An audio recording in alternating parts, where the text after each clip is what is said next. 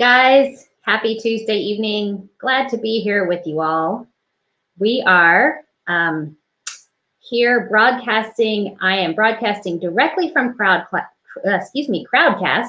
but I am live streaming from Crowdcast through to Facebook Live and to YouTube.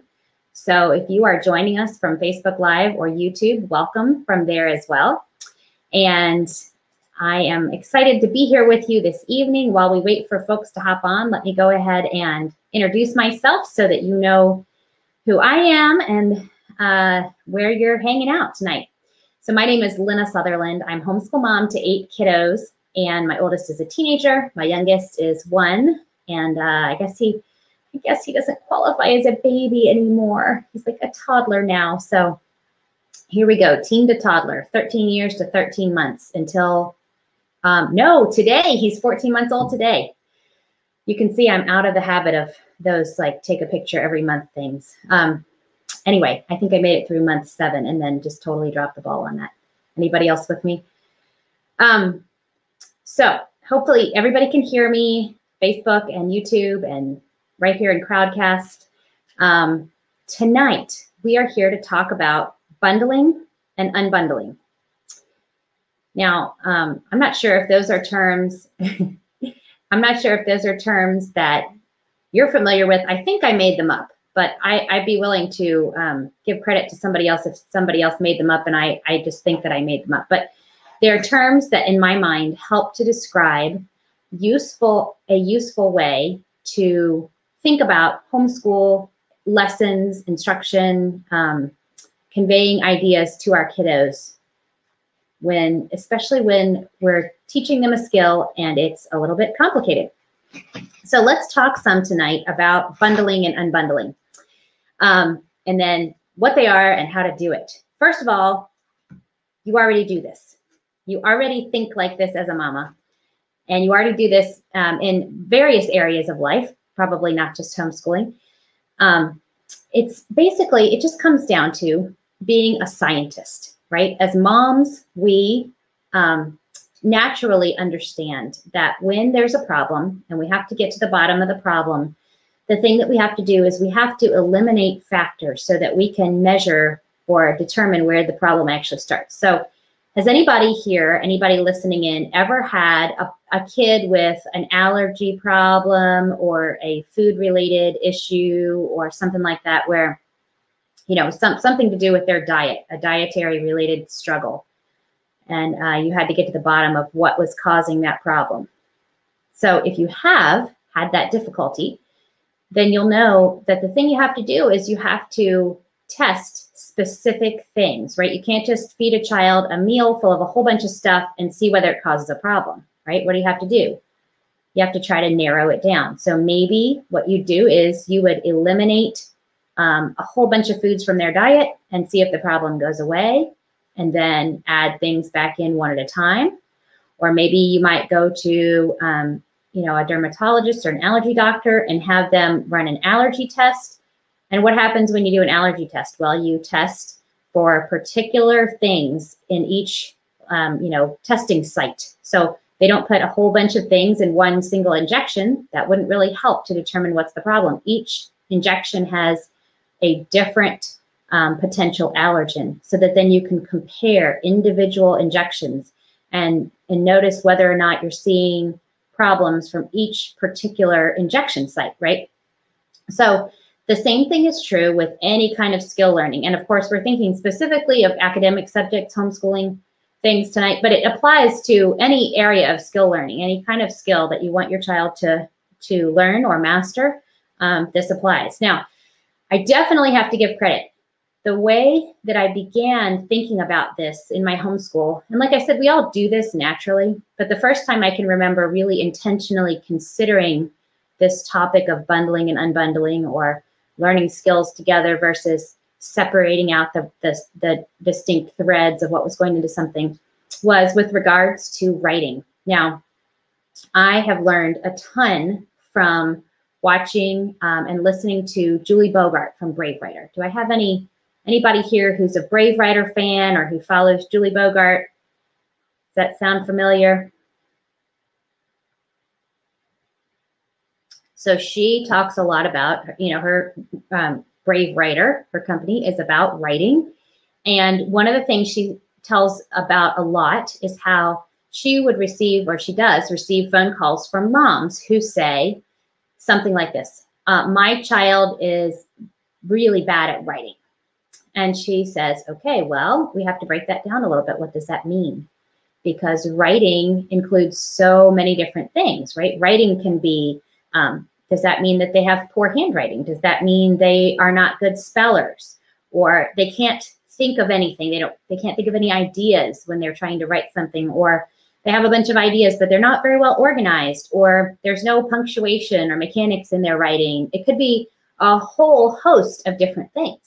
And so one of the main ideas behind the whole Brave Writer program is recognizing that because writing includes all of these different threads, that in order to help our children learn to write, what we have to do is we have to separate out those threads. So for example, the very beginning phase of writing in the Brave Writer program is called Jot It Down, because the idea is remove the physical handwriting, spelling, grammar, mechanics piece from the children, and first help them to just practice the idea of thinking their own thoughts and then conveying them in words. And they don't have to worry about holding a pencil, and they don't have to worry about handwriting and spelling. They can just tell a story and you can jot it down. That's why that phase is called Jot It Down, because mom is the scribe. But we emphasize that this is still writing, because what the child is doing is definitely the writing process. They are thinking of their own original ideas. They're interacting with those ideas. They're putting them into words. They're practicing vocabulary. There are so many things that go in there. But what we're able to do is we're able to peel back some of the layers so that the children are only having to interact with one strand at a time. And then the Brave Writer program goes on from there to help them build in other skills. But all throughout the way, Brave Writer helps you to think about ways to practice particular skills almost in isolation from other skills. Not because we don't ever want to combine those skills together, but because when we're learning a new skill, it's helpful to begin learning it all by itself. Same way you would teach handwriting, right? When you're learning a new letter in handwriting, you first learn to write that letter all by itself. Then, once you've gotten the hang of that letter, then you're practicing it along with other letters in conjunction, right? So, for example, in writing, if you want to practice punctuation, then especially if this is a new topic for a student, or if this is a student who is still a beginning writer, then rather than say, okay, you're going to write your own original piece, and then we're going to go through and we're going to add punctuation to it, you might use a strategy like copy work, where a child has a sentence or maybe a paragraph that has already been written for them. It's really wonderful if it's something, a beautiful piece of literature out of maybe something that they're reading, or a classic work of literature, something where the writing itself, what they're reading, is a beautiful model of writing and something that they could enjoy as they're reading it and copying it. But it could be any piece of writing. It could be something you've written just for the purpose. And so they're practicing punctuation simply by copying something that already has that punctuation in it. So they're not having to think of anything original to say. They're not having to worry about spelling. And maybe the first time they're approaching something, they're not even having to worry about figuring out where to put it in. All they're doing is copying the model that's in front of them. And then later on, you might use maybe even the same piece of copy work and pull out the punctuation and let them see if they can go back and fit it in. So as you can see, by unbundling, or by separating out the different threads of a concept, we're able to just address one at a time, because it can be overwhelming for a child, but it can be overwhelming for a mom too, right? When you realize your child is having a struggle and you take a look at them and you say, like these moms who Julie says she has phone conversations with, it's overwhelming to think my kid is bad at writing.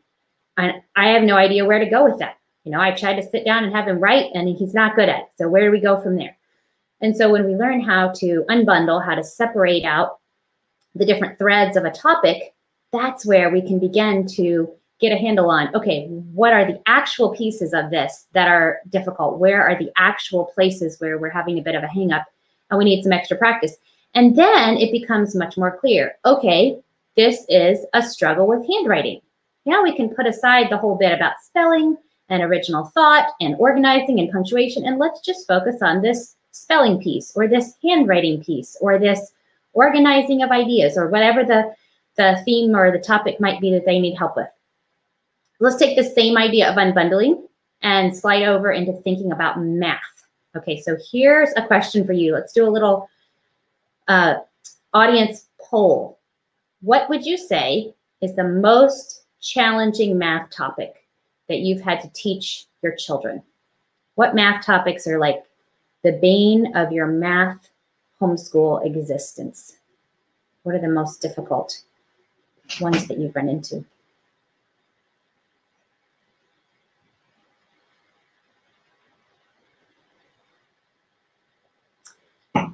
Okay, so here are the answers that I most frequently get. Place value, okay, that is a complex one. Rounding, multiplication tables.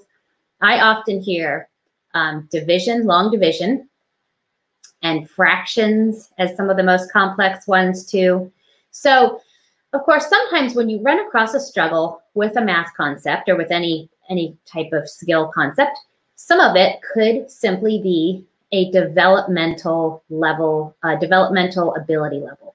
So, you know, my midwife likes to joke that, you know, you get to the end of a pregnancy, right? And you are just so desperate to have that baby. And you're trying all the things. You're taking long walks up and down hills, and you're, you know, having spicy Mexican food for dinner, and, you know, all of these little things that you hear might bring on labor. And so my midwife says, you know, when you're at the end of the pregnancy and you're trying something new every day, eventually one of those things is going to coincide with going into labor. And then you're going to think, aha, it was the Mexican food. That's what did it. And you'll tell all your friends, oh yeah, it's Mexican food. If you eat Mexican food, you'll go into labor, right? So sometimes it's like that in the homeschool, where what's actually happening is our children are growing and they're developing, and their minds are growing and developing. And so we run into a roadblock, and we try this and we try that. And eventually, one day, our children reach a point of mental maturity where they're able to comprehend a concept that was just too challenging for them before. And so, you know, all of a sudden we say, aha, it was the flashcards. Aha, it was the online math program. It was the whatever. And not to say those things aren't helpful or good to do, but sometimes it's just a matter of, you know, waiting for them to be mentally and developmentally mature, which means that it's perfectly fine to do flashcards or an online game or whatever things you might like to do to practice. And it is also perfectly fine to wait. So if you've narrowed it down to one particular concept and you've tried a couple of different ways of explaining it and they're not ready, it might be a good idea to just move on by and circle around again. We have a really hard time doing this in math because we are hung up on this idea that math is this sequential chronological thing that you can only do in a certain order. That's really not the case. I mean, there are a few occasions where one concept is a necessary precursor for another concept, like maybe single-digit addition helps you to understand double-digit addition. But there are so many topics in math. You know, if you're having trouble with place value and you skip over and you do geometry instead, you're not going to be any the worse off. So sometimes the thing to do when you narrowed it down to one topic is just to give it some time.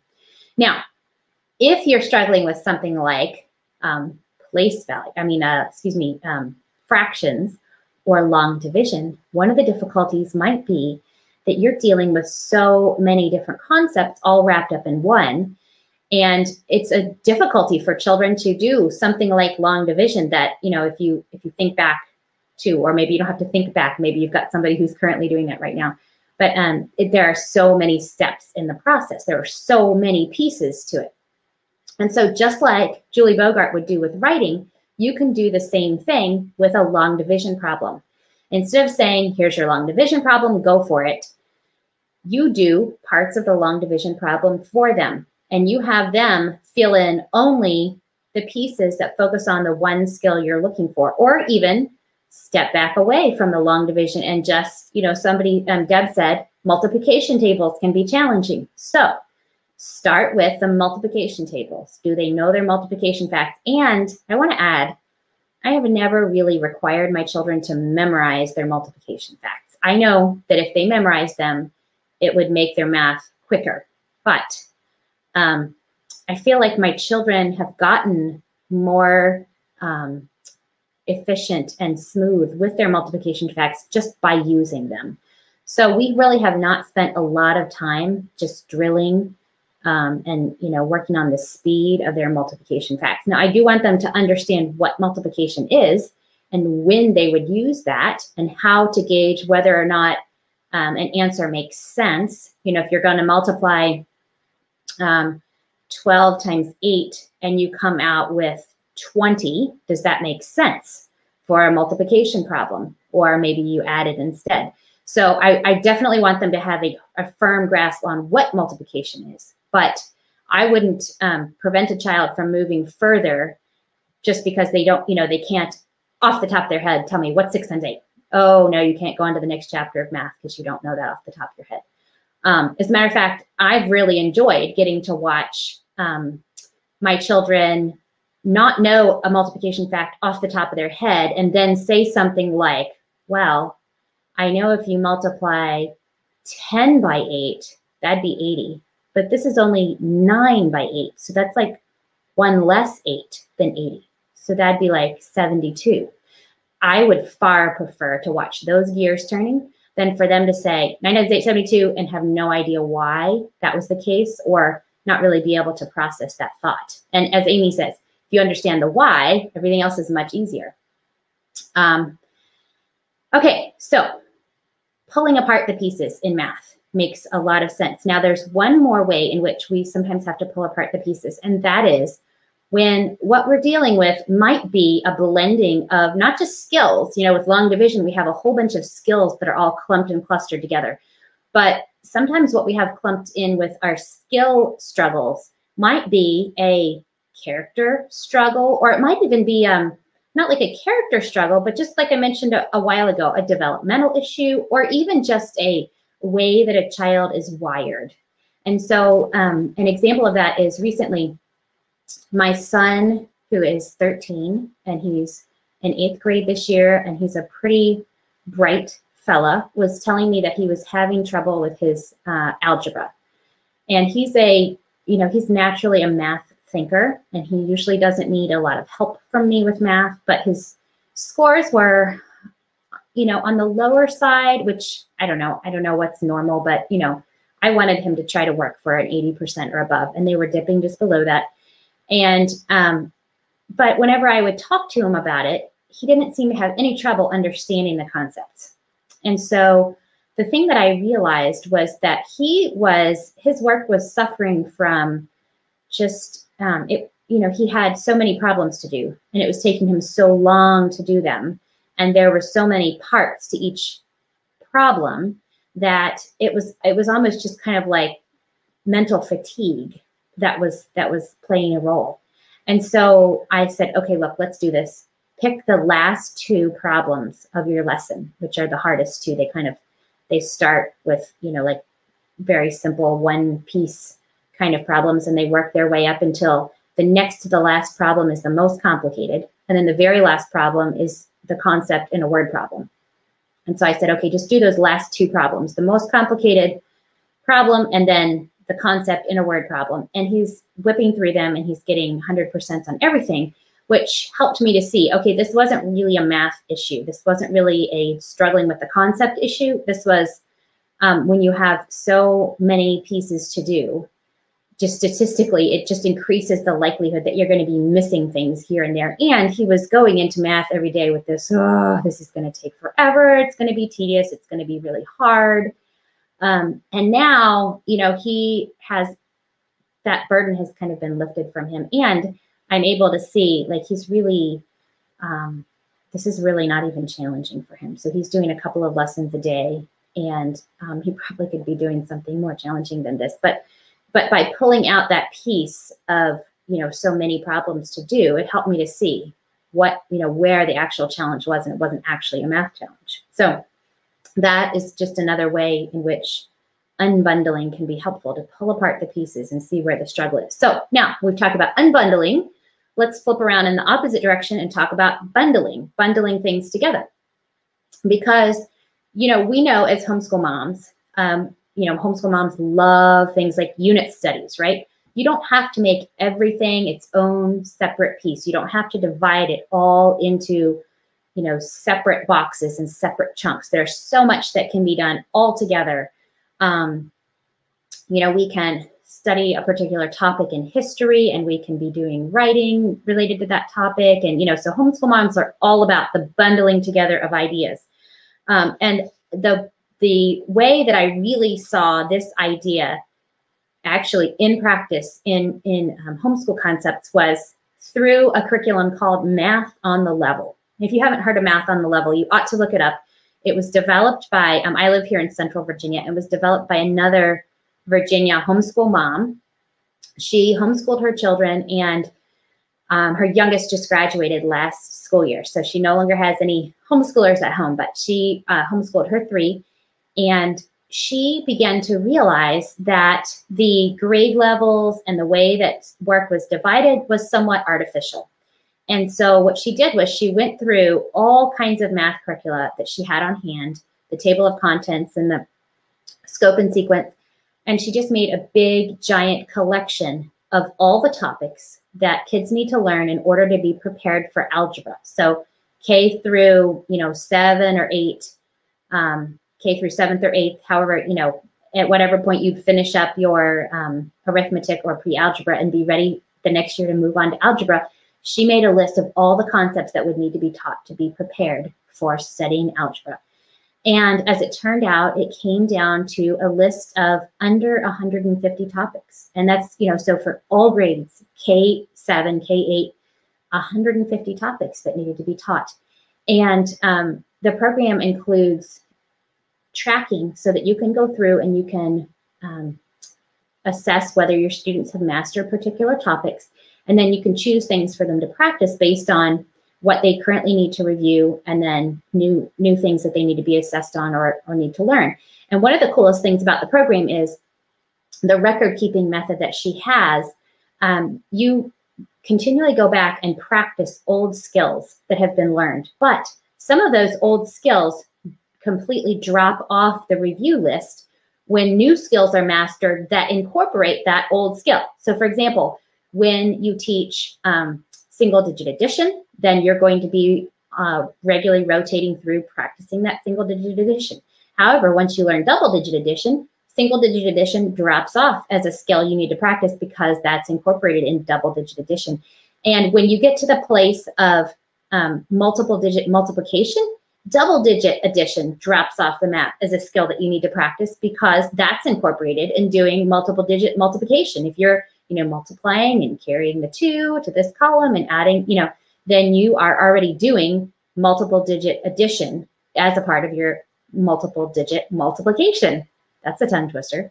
But just watching how that happens in her record-keeping materials really made me aware of how many skills begin to be just wrapped into each other the further we go. So for example, you never think about, with your older kids, having them practice number recognition. Why not? Well, because everything they do in math, they're constantly reviewing their number recognition. That's constantly a part of what they're doing, even though you never think about that and you never say to yourself, oh, it's been a while since I've quizzed my child to see if they can recognize, the digits 0 through 9, because they're doing it all day long.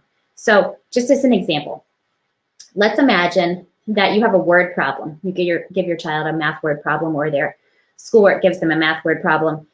And it says something like this. You have $43.16, and you're going to split that amount evenly between yourself and 3 friends. How much money does each person get? Okay, here are the skills. Now, these are just the ones I could come up with off the top of my head, but chime in if you can think of others. Here are the skills that are being practiced in that one very simple word problem. So of course, division, because we're dividing, but if you're going to do division, then you're also doing multiplication, addition, and subtraction. You're going to be doing estimation, right? When you do long division, you have to estimate about how many times is 4 going to go into 43. You're going to be working with place value and decimals and money. Of course, those things that we don't even think about anymore, like number recognition and handwriting and recognizing symbols. So like they're, without us even thinking about it, they're practicing identifying the multiplication and addition and division signs and things like that. And then, of course, they are practicing skills of working with word problems, pulling out relevant information, creating equations from word problems. So a huge, huge number of skills that are going into that one word problem. So it frees us from having to constantly go back and practice each of those skills individually when we get to a level where so much skill practice is all wrapped up in one particular thing. So this is the same thing that we do with writing, right? So maybe our child is reading a biography, a historical biography, and then writing down something, an observation from what they've read. So a very simple activity, and yet they are studying history. They're practicing narration, retelling what they've learned. They're practicing, they're considering the historical facts, and they are practicing their, handwriting and spelling and grammar and punctuation skills, and all of these things that are all wrapped up into one bundle, so that we don't have to separate them all out into a bunch of little individual steps. So here are a few things to keep in mind when we start bundling, because as we talked about at the beginning, once you begin bundling together a bunch of skills, then you can run into the struggle of, oh, now we've hit a roadblock, and now there are a whole bunch of skills all wrapped up together. We have to figure out which one it is. So before you start bundling skills together, the first thing that you want to remember is you want to focus on what is your main priority. That's not to say you can't put other things in there to practice alongside, but what is the thing that you most want to practice or assess or focus on in this activity? And then that way, if you do run into a stumbling block, you can kind of put everything to the side and just consider that one thing. So for example, in the example I just gave about reading a biography and writing something about it. So perhaps you look at their journal and you think the handwriting is terrible, they can't spell, they didn't even spell the name of the historical character properly, there are no capital letters. Activity was for them to be able to read about this historical figure and then process what they've read by thinking about it and writing something about it. Then you might say, okay, so clearly we have handwriting problems and spelling problems and other things that we need to work on, but I wanted them to absorb some history and think about it, and that was done. And so maybe I need to adjust my expectations for what's going to happen in this reading journal activity, or maybe I need to think of a new way for them to share what they've learned. Maybe they just need to tell me about it. But if my main goal here was, digesting and contemplating some history, then okay, great, we've done that piece, and we will consider the other things separately. Now, why is that important? Well, I remember when I first started homeschooling, and I felt like my kids had to do everything to the proper level in order to be done. And so there was an activity in my son's math book that was like it was like a color by numbers kind of thing. So here are the colors, and this picture has these numbers in it, and you have to, color in the different shapes with the numbers in them. And he was not really coloring in the lines. And I really struggled with, do I make him color in the lines? Do I make him go back and do that over again? He really was not into coloring. It was sort of like he just thought it was kind of a stupid activity, and it was kind of becoming a fight for us. And one day I had this light bulb moment, like, wait a minute. The whole point here is just, can he identify his numbers and can he identify his colors? I don't really care if he can color in the line. Maybe I care. Maybe in some other context I should care. Maybe there's some motor skill that he needs to practice or something, but this is a math book. It's just about identifying his numbers and his colors. So I told him, okay, just take the right colored crayon and circle the number. And he did it.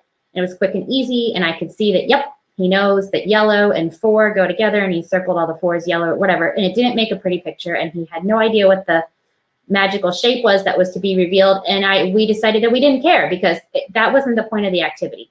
It would have been nice if he could have practiced colors and numbers and the fine motor skill of coloring in the lines all at once, but if something had to be tossed, it was the fine motor skills piece, because that wasn't really even the purpose of the lesson. That was just a vehicle for him demonstrating his understanding of numbers and colors. So having a clear objective in your mind in terms of what it is you're going for when you start bundling will help you, to maintain those priorities if some things are slipping, or if perhaps there are too many things bundled, or something's beginning to be a problem.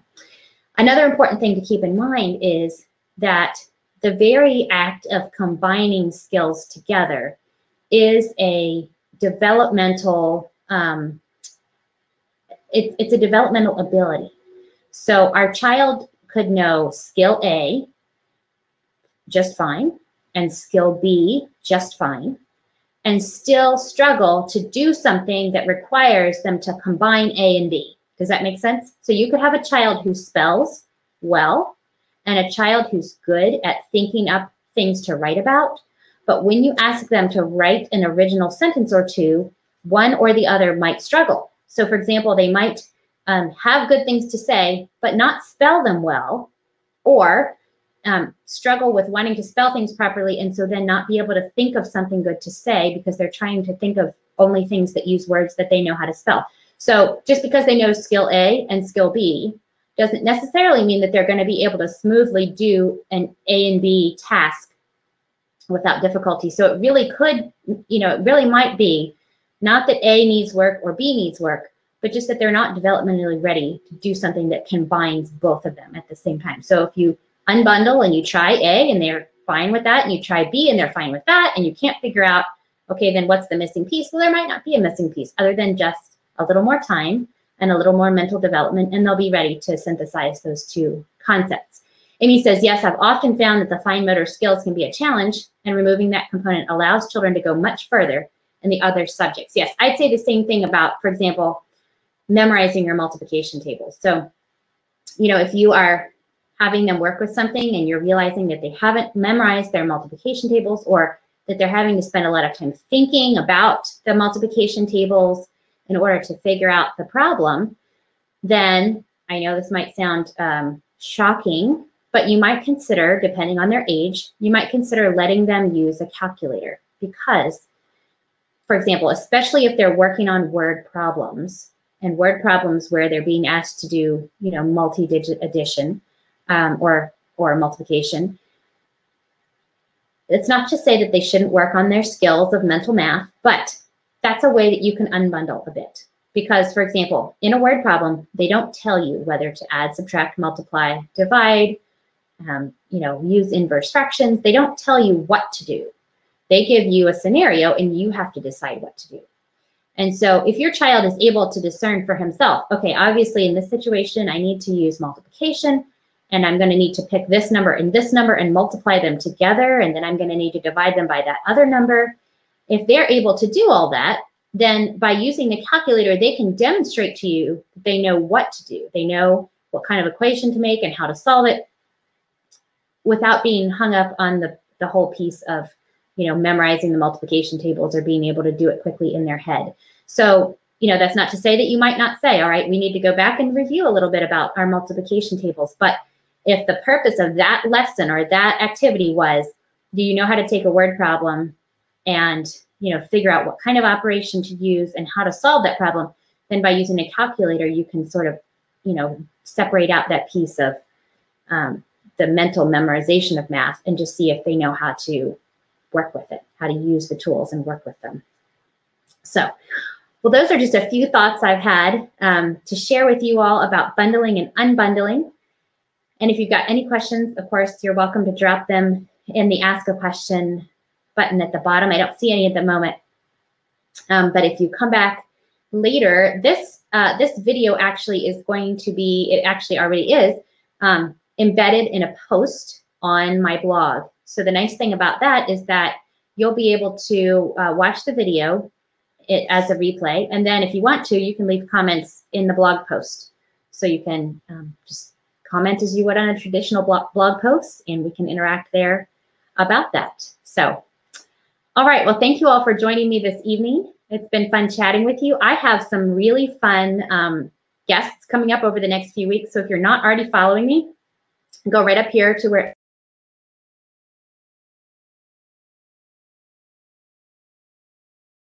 training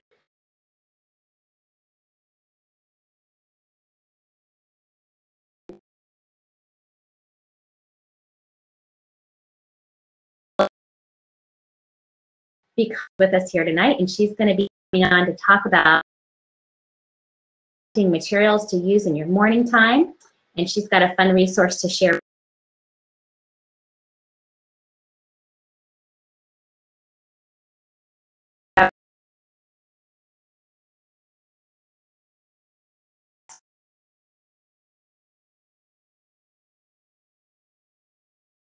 To the Facebook Live. Definitely follow me, and then you'll be notified anytime I